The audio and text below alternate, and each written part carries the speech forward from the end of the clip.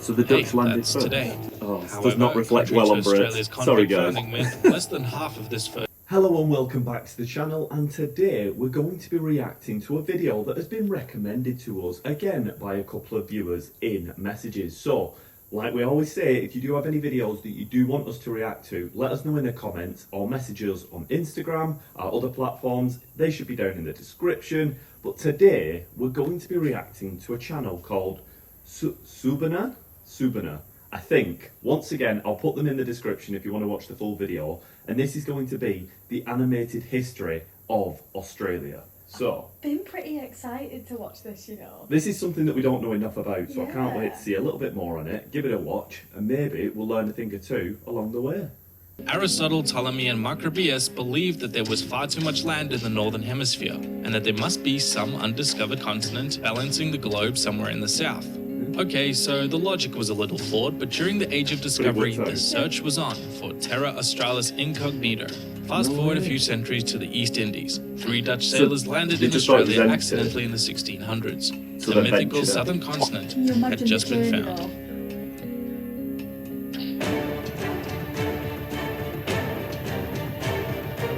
So is that 1606 that happened then? Said 1606. And then this is the progression of everything that's going on, or is this his intro?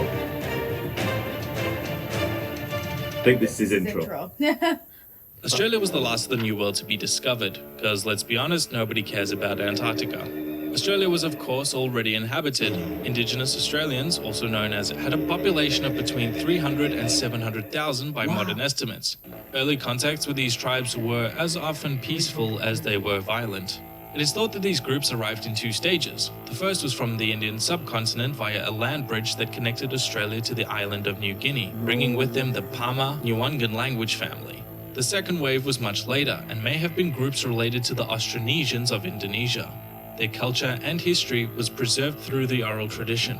The Dutch named the island New Holland after the county of Holland in the Netherlands, but it wasn't until the British landed on the east coast and named it New South Wales that Europeans began to settle. Landing in Port Jackson on the 26th of January 1788, So the Dutch landed that's first. today. The so-called First Fleet arrived not to know found the that. colony of Sydney, with the intention of using the labour of prisoners to achieve wealth for Britain. Oh, this However, does not reflect contrary well on to Australia's Brits. Sorry, convict guys. founding meant less than half of this first fleet were actually convicts. In the 1800s, Australia was circumnavigated, mapped, and new Who landed colonies it better, started though? springing up all over. Yeah. Hobart, Like, living in Newcastle, a gorgeous Launceston, country like Port this. Macquarie, I think you Brisbane, guys and will. Melbourne, with dozens of penal centres. Adelaide and Perth were founded as free settlement cities, but the latter was made into a penal colony after it failed to grow naturally. As the Europeans expanded, the frontier wars began with the Aboriginals, many of whom were hostile to the foreign invaders. Most famously, the Black War of Tasmania, which nearly wiped out the indigenous Tasmanians. But far more destructive to the Aboriginals was smallpox, which killed tens of thousands. That always is the case. Australia's growth would stagnate until the Diseases. 1850s gold rush, People which aren't. drew hundreds and thousands of settlers from all around the world in search for wealth, particularly in New South Wales and what would become Victoria. This would forever change Australia's character, with new free settlers overshadowing its convict past, bringing with them their ideas of European Enlightenment, the American self-determinism, and the Chinese hatred for the British. These gold diggers became discontent with the corrupt and badly run colonial elites and rose up in rebellion in the infamous Eureka Stockade. These settlers were beginning to feel a sense of nationalism, that perhaps Australia could be something different. The winds of change were on Terra Australis, and soon large-scale trade unions developed in Australia's largely working-class population from the ideas of orthodox Marxists. Trade unions still hold a significant influence over Australian politics today.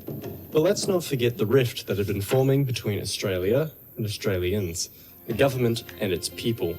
Thousands of ex-convicts were being released each year, most of them turning to civil jobs, but a sizable minority turned to Australia's bushy frontier for freedom and profits. Policing was harsh, but order couldn't reach far enough. Outside of the cities, only Was that personal gain and wealth pretty bad could then? drive law So- enforcement. some Money will criminals change hands and kind of running things, seals. maybe, or In this climate, being a bit Australian lawless, icon was so the born. police would have to Ned counteract Kelly. it. Ned Kelly. Famous for his tin hat, Robin Hood thievery, infamous for his cop killing and town raids, and recognisable everywhere. Is there a film on Ned Kelly? I'd love to watch a film on him. For more on one of the That would most be good. well-known I feel like there cornerstones is. of Australian folklore, go to my channel, Feature History, and check out my video. We'll have to on do a all- video. Yeah, we Yeah. might do a video Okay, so reacting besides to this. bulletproof suits or whatever, most Aussie colonies were granted self-governing status and united to form the Commonwealth of Australia in 1901, a dominion of the British Crown. The new Australian government was very quick to open up a new dark chapter in Aboriginal history, the infamous Stolen Generation. So this was Beginning in 1905, Australia the Day government was began 1901. rounding up Right, half-castes, that's when a term it which is now separated. highly offensive, and settled them into white families with the intention of breeding out their Aboriginal blood in a form of cultural genocide. Abuses of these children were also rampant, which is a rather depressing segue into the White Australia policy, a set of strict settlement acts which restricted immigration from anyone who wasn't British or Northern European up until about the Second World War. As a British colony, Australia would unilaterally declare war on Germany during the First World War, forming the Australia and New Zealand Army Corps, or ANZACs. The young nation was sent headfirst into war. Around 500,000 soldiers volunteered, or nearly 1/10 of the total population. a lot of this kind of Fire Makes came during the sense. Gallipoli campaign, Yeah. when more than 8,000 men lost their lives in the failed invasion of Turkey, an event etched into the memory of the Australian zeitgeist. Although crippled from the Great Depression, Australia again took up arms in 1939 to support her mother nation in the Second World War, this time fighting in Europe, North Africa, the Pacific, and South Asia. Prisoners of war in Malaya, Burma, and Thailand were treated inhumanely by the Japanese, who also bombed Australia's northern coast about 100 times. Australia is still a very young nation, but it has emerged a very powerful force in the region, now a beacon of democracy, social progressivism, and commerce, with its phenomenal urbanization consistently ranked among the world's most livable cities. Walking the line between left and right with generous social programs, universal suffrage, a welcoming immigration policy, and attractive business prospects. So, what is your verdict on what we've just watched then? That was really interesting. And no, I it love sounds videos really, like this, Yeah, like like with the 7 animation minutes, 7 minutes round up, Yeah. gives you a brief overview, but Yeah. kind of a better understanding. of timelines. It's just the timeline. Like, you know these things, but you don't know when exactly. Yeah. So it just kind of brings it all into a bit more of a timeline. Yeah. Like it's words really like cool. Anzac. I genuinely, Yeah, this yeah. is going to sound silly to any Aussies watching. I thought it was just like a biscuit, like more than anything.